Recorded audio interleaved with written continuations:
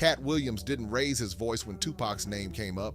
He leaned in and almost whispered it, not like an accusation, more like a quiet reminder that some truths stay alive because they're never fully spoken out loud. The moment felt heavy, like everyone in the room understood there was more behind that name than anyone wanted to unpack. So, have you heard from Suge? Yes. How's he holding up? Well, first of all, I was there that night. I was with Suge. Oh, you were with him. Okay. Do you have any idea who shot Suge? I'm pretty sure Suge knows who shot Suge. Yeah. Well, I mean... So when he comes out of sedation... This moment was captured while Netflix was finalizing its documentary about Diddy. Some scenes were highlighted and pushed to the front. Others quietly disappeared during editing, and at least one viewpoint never made it into the final version at all. These days, the question isn't simply what happened to Tupac.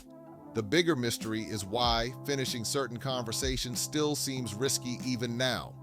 The real controversy doesn't begin with what Netflix showed viewers. It starts with what was taken out. A resurfaced clip of Katt Williams talking about Tupac, silence, and being close to powerful circles was reportedly removed from the final cut. And when a documentary claims to tell the whole story, leaving something out can change everything, because omission creates its own narrative. What stays on screen shapes how people remember events. What disappears shifts where responsibility lands. When the sharp edges get edited away, the issue stops being just content and starts becoming control. The real question becomes simple but serious. Who decides which truths are safe enough to show? Katt Williams has never been an outsider in the usual sense. He's someone who had access but chose not to step into the most protected rooms in the industry. Over the years, he has talked about turning down money, connections, and alliances tied to influence. His quiet approach wasn't about being absent, it was restraint. In a world where belonging often requires going along with the system, choosing distance says a lot. I'm sure anybody who gets shot will tell you who shot them, right? Yeah. But if the police say nobody shot him, I believe nobody shot him. And if nobody shot him, that's the same nobody that shot Tupac.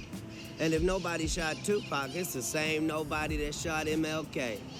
And if nobody shot him, that's the same person that shot Malcolm X. And when someone like that finally decides to speak, people start wondering just how much weight those words carry. Are emotional. It was calm, careful, almost like someone speaking with legal caution. Every sentence sounded measured, like each word had been picked while thinking about the consequences. This didn't sound like someone guessing or throwing out wild claims. It sounded like someone calculating risk. And when a person known for speaking boldly suddenly pulls back, it creates a different kind of tension. The question becomes bigger than the statement itself. Was it doubt? Or was it the understanding that some consequences stretch far beyond the person doing the talking? Then there's the shadow of powerful circles around the story. When responsibility fades into vague explanations and shifting narratives, one question refuses to disappear. Who actually benefits when the details fade away? According to 50 Cent, more than 100 hours of recorded material never made it into the Netflix series. The explanation given was simple: time limits and a tighter narrative focus. Too. It's a lot of nobodies out there, and nobody minds if nobody comes up missing, right? That don't bother nobody, does it? Certainly doesn't bother me. So, shout outs to the nobodies of the world. You're predicting this is going to be a nobody situation? I'm making no predictions whatsoever. I'm saying the police said. But documentaries aren't just neutral containers for information. They're shaped by legal concerns, cultural pressure, and financial interests. When entire timelines get trimmed down or removed, viewers are often handed a clean ending instead of a complicated reality. That raises a serious question. At what point does editing stop being storytelling and start becoming protection for certain people or institutions? Former LAPD detective Greg Kading later brought forward recorded statements that reopened long-running discussions about Tupac's murder. A key part of those claims involved the idea of financial motivation. But when the story reaches the point where solid documentation should appear, things get unclear. No confirmed transaction, no verified paper trail. And in modern justice systems, that missing evidence becomes the thin line separating rumor from official record. Now the bigger question starts to creep in.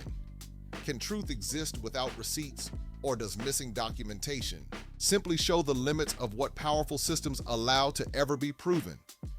Sometimes the absence of records says almost as much as the records themselves. Lyrics from the late 90s have also resurfaced, and people are listening to them with a whole new level of attention. Some listeners hear confession hidden in the bars, others hear pure performance. Hip-hop has always walked that thin line between threat and metaphor, reality and bravado. But when music starts sounding a little too close to real accusations, interpretation becomes impossible to ignore. That raises another layer to the conversation. Is it just cultural expression, or a shield that hides deeper meaning? Sometimes art becomes the language people use when speaking directly might feel too risky. They arrested the shooters, then said they didn't arrest the shooters. But I was there, so I know that 20 minutes after people were laying down on the ground shot, no police had entered the club yet. Did Suge do anything to provoke this? I didn't tell him to say that.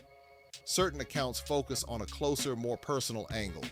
They point not just at one moment, but at patterns of behavior, repeated tension, and lingering fixation that kept showing up over time.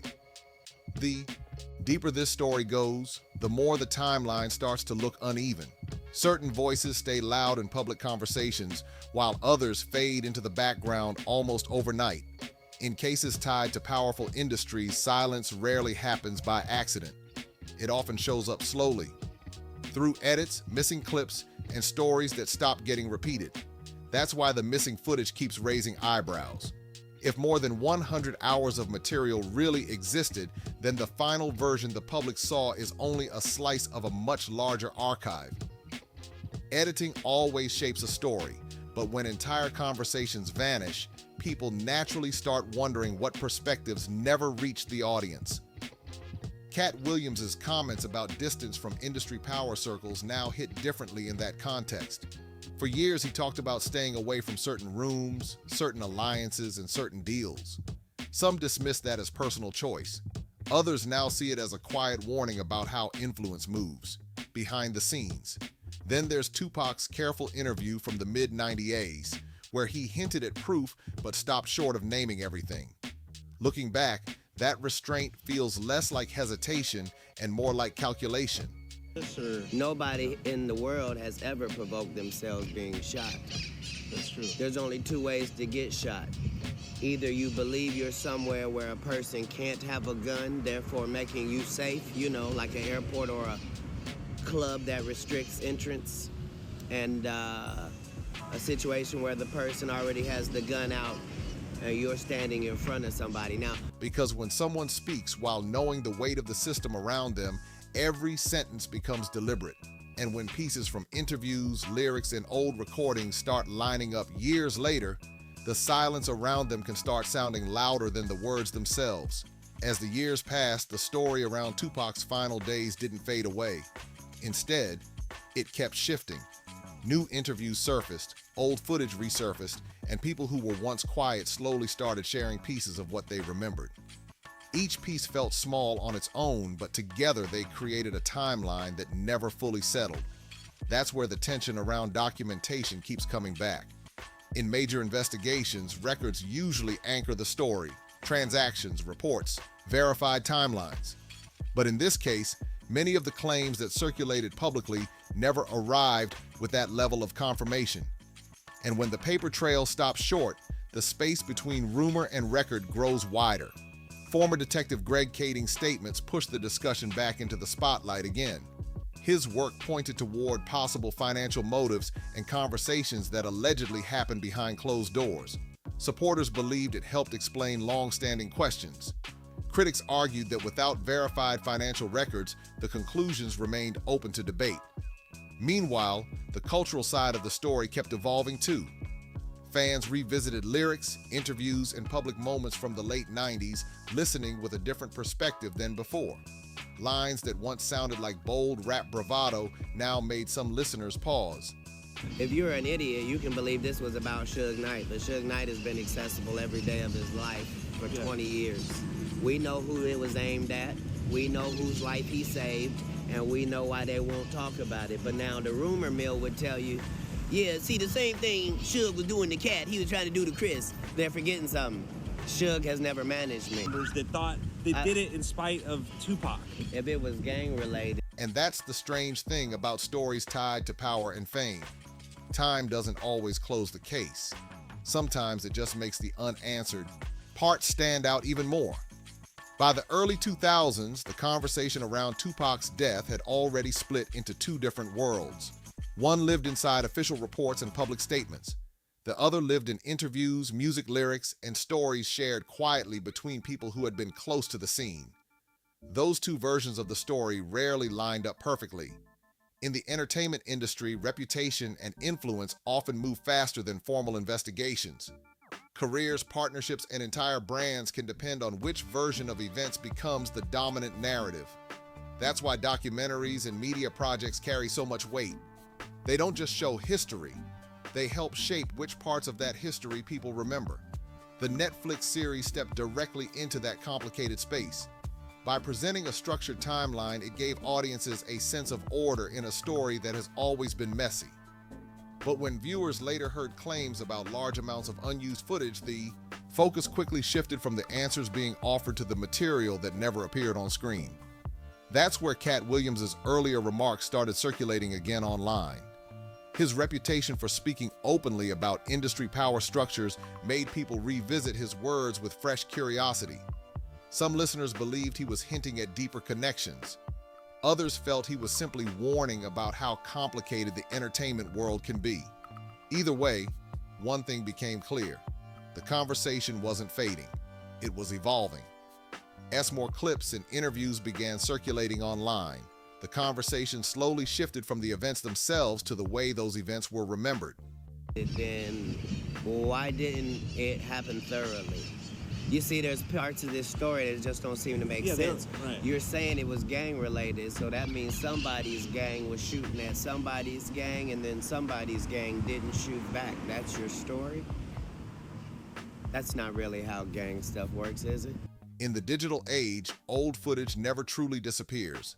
A single clip can resurface years later and suddenly change how people look at an entire timeline. That's exactly what started happening with older interviews involving artists, comedians, and industry insiders. Small comments that once passed quietly were now being replayed and examined frame by frame. Listeners weren't just hearing the words anymore. They were studying tone, pauses, and the moments where people seemed careful about what they said next. Katt Williams' reputation for speaking about industry power dynamics added another layer to the discussion. Over time, many fans began connecting his comments about distance from powerful circles with the broader culture of silence that sometimes surrounds major entertainment figures. Whether people agreed with his perspective or not, the remarks kept circulating because they touched on a larger question about influence. Meanwhile, Tupac's legacy continued to grow beyond the mystery surrounding his death. His music, interviews, and public statements still carried weight decades later. Every time an old lyric or quote resurfaced, people revisited it with fresh curiosity. And that's why the story refuses to settle into a single explanation. When history is built from fragments, every resurfaced piece can shift the picture again. He describes patterns instead of single moments, imitation, overlapping relationships, and rivalries that slowly turn personal. None of it stands as direct proof, but it adds texture to a world where ego, legacy, and reputation often collide. In systems driven by fame and competition, admiration can quietly shift into obsession. And when rivalry becomes personal, it raises a deeper question. Can psychological patterns ever carry weight beside hard legal evidence? After decades of investigation, speculation, and testimony, the official legal outcome has not changed. No charges, no convictions. Prosecutors have pointed to the lack of physical evidence, while defense voices highlight conflicting stories and incomplete timelines. The legal system demands certainty. History rarely delivers it. So the question still lingers. If justice depends on proof that never surfaces, does accountability fade away? Or does it wait in public memory until the truth is no longer too costly to face? If you found this breakdown interesting, make sure to like the video, subscribe to the channel, share it with others, and drop your thoughts in the comments below.